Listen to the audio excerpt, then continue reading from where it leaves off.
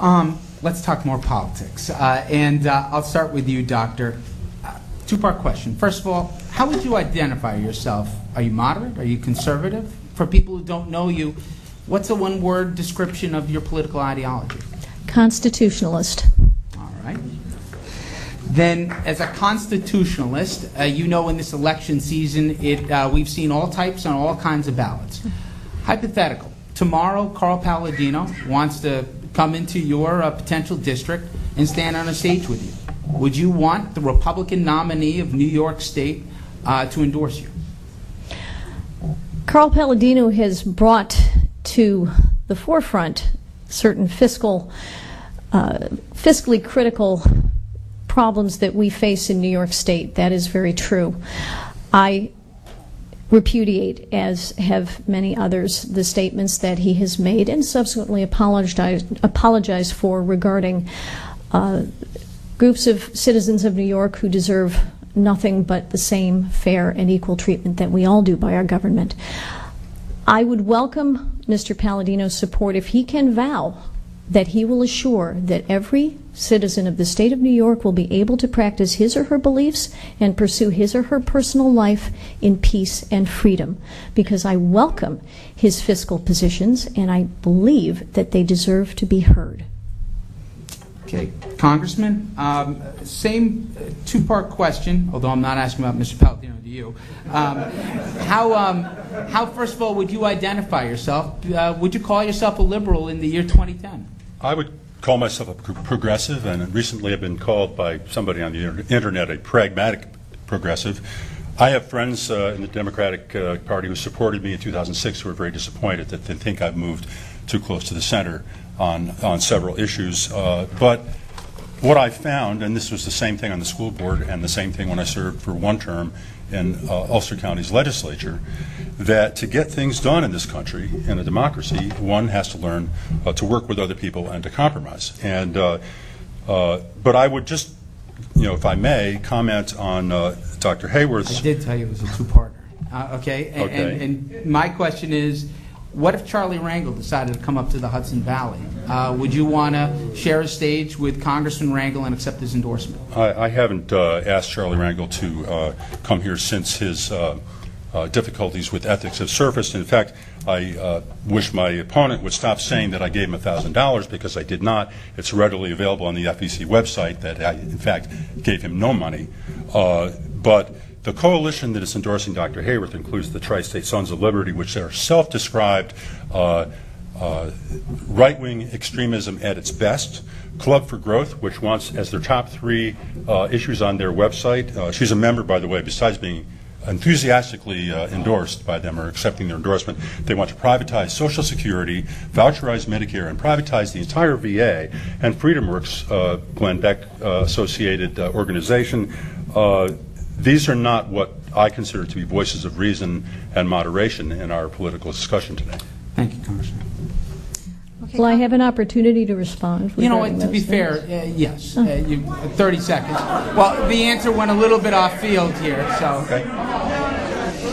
Let's do it this way, let's do 30 seconds each. I mean, very quickly, if you could, because we have some other questions we'd love to pose to you. Number one, being endorsed by an organization is a one-way street in a certain regard. I do not fully espouse all the positions of every organization that has endorsed me necessarily. With regard to Club for Growth, I am not advocating for the privatization of Social Security. In fact, I have stated repeatedly that I want our seniors who are receiving benefits now and those who are imminently to receive them to have the assurance that they will receive those benefits as they expect. That is crucial. With regard to Medicare, I am not proposing any changes in Medicare financing for our seniors now or imminently. Do we need to have a long-term responsible discussion about how we fund these enormously costly programs for the future? Yes, sir, we do. But it has to be a national discussion. It has to be done rationally. We are not going to make any sudden changes in these programs, nor massive changes that people cannot accept. Doctor, thank you. 30 seconds, Congress. Doctor, you've said repeatedly that you were in favor of privatizing Social Security, and your own page on the Club for Growth website still lists it. You might want to change that. You also endorsed the Ryan Plan, Congressman Ryan's plan, which calls for privatizing Social Security. It's a program that's existed for 75 years. When FDR first dreamed it up and brought it into being, there were homeless seniors on the street after the Great Depression.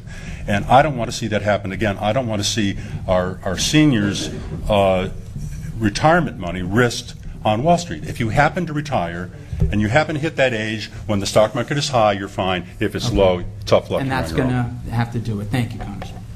Okay. I'd like to talk about immigration reform. It's certainly a federal issue, but whatever happens on the federal level trickles down into our communities. Dr. Hayworth, I will ask you, what is your position on immigration reform? If Congress were to approve a path to legal citizenship, would you support that?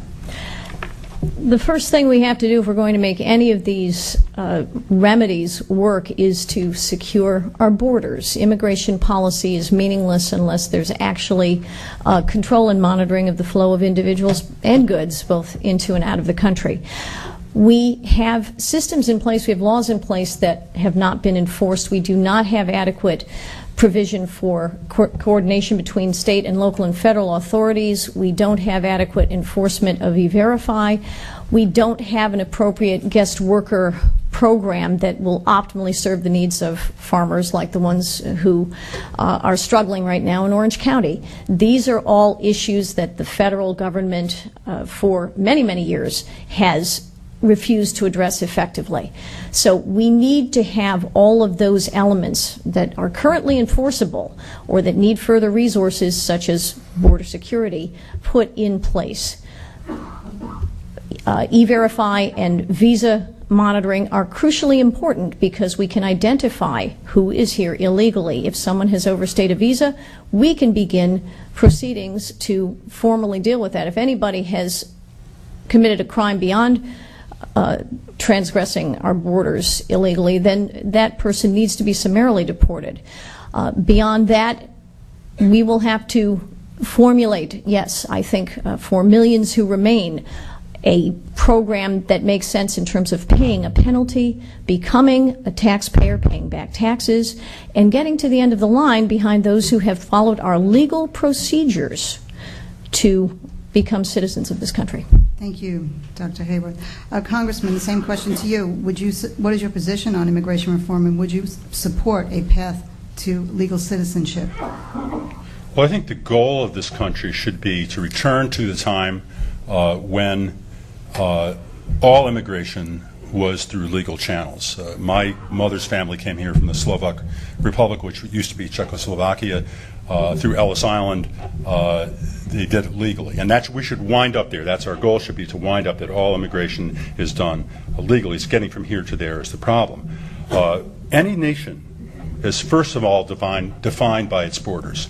And I have voted to secure the southern border, to build and extend the fence, to build a virtual fence, to add thousands of new Border Patrol agents. I voted for the E-Verify program, and I think starting with port and border enforcement and then with employer enforcement as well, to make sure that they can check instantaneously on the internet to make sure somebody really has that Social Security number rather than has stolen it. That's the kind of thing that we need to start with. And then I hope after the heat of this election and the discord has died down, that those in Congress will be able to get together, and I think this is an area where it sounds like Dr. Hayworth and I have more common ground than we do on some other issues, because this is a complicated one that we as a country need to deal with, and it can't be all done on the enforcement end. But I do believe it needs to start there. Okay, thank you.